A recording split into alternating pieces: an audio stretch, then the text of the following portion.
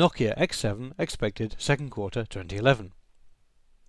One of a pair of Symbian smartphones, the Nokia X7 along with the Nokia E6 are the first such devices to be announced since Nokia told the world that they'd start to shift to Windows Phone as its primary smartphone platform in future.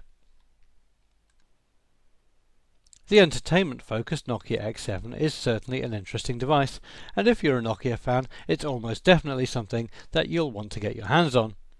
But if you're shopping around for a general smartphone, then the X7 might not be your first choice. There are a couple of striking things about the design. Firstly, the unit has an unusual tapering at the top and bottom that perhaps not everyone will like, but it does mean that it isn't a boring slab design at least. The second is a large 4-inch touchscreen display, similar to the one on the Nokia E7. In fact, the X7 can pretty much be regarded as a keyboardless E7 when it comes to overall hardware specifications. It looks like a high-end device, but compared to the competition, it really isn't.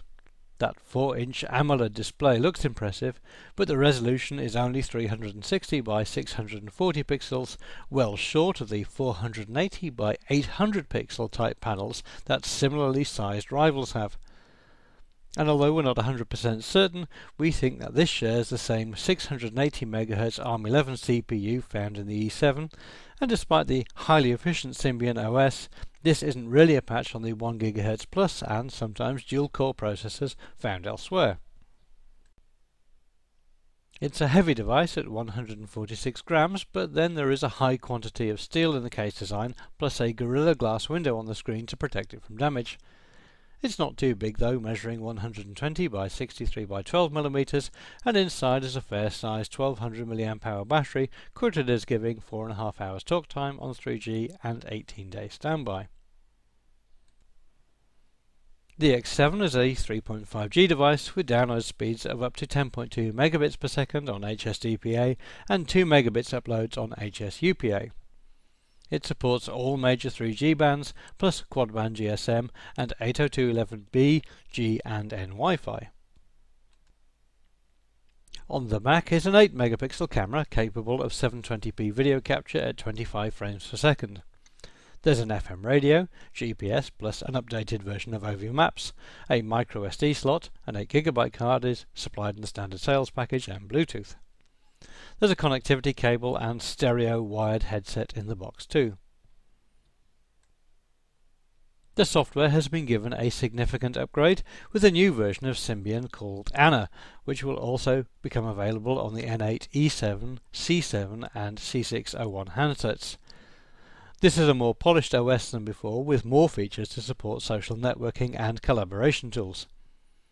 The X7 also comes with Asphalt 5 HD and Galaxy on Fire HD pre-installed, plus a load of other applications available from the Ovi store. Priced at €380 before tax and subsidy, the Nokia X7 comes in at the same price point as the HTC Desire S.